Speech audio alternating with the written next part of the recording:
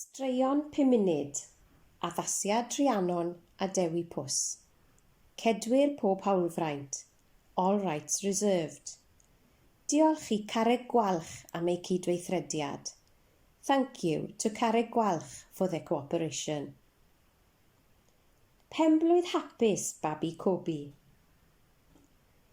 Mae'n ddiwrnod arbennig iawn ar blaned gadlas.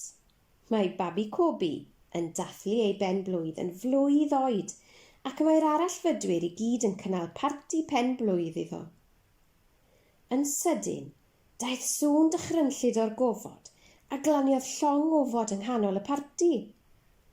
Doedd neb ar y blaned yn disgwyl gweld llong ofod ac yn sicr doedd neb yn y llong ofod yn disgwyl gweld arallfydwyr.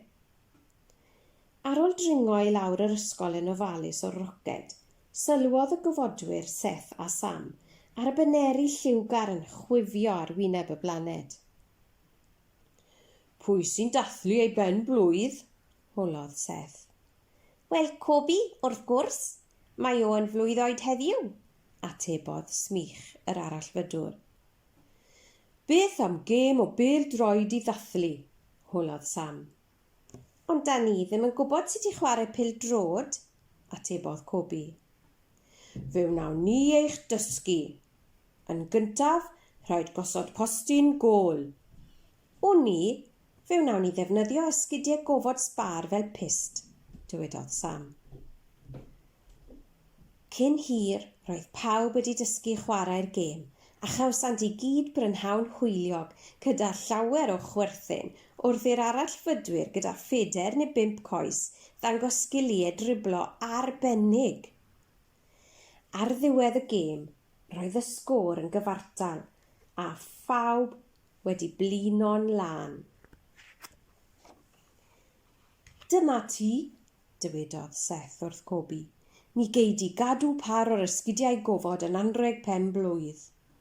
O, diolch, diolch yn fawr, gwenodd Cobi. Roedd yn amser i Seth a Sam ffarwelio wrth i'r sêr godi'n araf yn y gofod uwch eu pennau. Gan ddringo yn ôl i fyny'r ysgol i'r llong ofod, dywedodd Seth wrth Sam. Wyddwn ni ddim fod arallfydwyr yn dathlu pen-blwyddi ac yn cael cymaint o hwyl. Wyddwn ni ddim bod ganddynt gymaint o siapiau gwahanol, atebodd Sam. Ond gyda chymaint o goesau roedd hi'n hawdd dysgu chwarae pêl-drod iddyn nhw. A chyda wwsh! Tiflannodd y llong ofod i'r awyr heibio'r sêr. Roedd hi'n braf cael cyfarfod â chi Seth a Sam, gwyddodd Cobi wrth i'r roced ddiflannu. A diolch eto am ddod i'r parti ac am esgidiau arbennig. Dwi am ei gwisgo nhw i fynd i'r gwely heno.